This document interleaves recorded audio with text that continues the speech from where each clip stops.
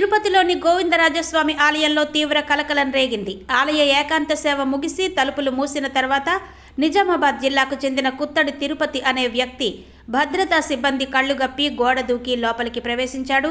మద్యం మత్తులో ఉన్న అతడు నేరుగా ఆలయ గోపురంపైకి ఎక్కి తనకు 90 మద్యం ఇస్తేనే కిందకు దిగుతానని హల్చల్ చేశాడు. గోపురంపై ఉన్న సదరు వ్యక్తి చేతిలో ఉన్న రాడ్డుతో ఆలయ కలశాలను ధ్వంసం చేస్తానని బెదిరించడంతో విజిలెన్స్ పోలీసులు అప్రమత్తమయ్యారు.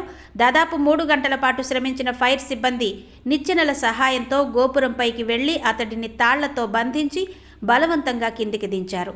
ఈ క్రమంలో జరిగిన పెనుగులాటలో ఆలయ కలశాలు పాక్షికంగా ధ్వంసమైనట్టు వార్తలొస్తున్నాయి.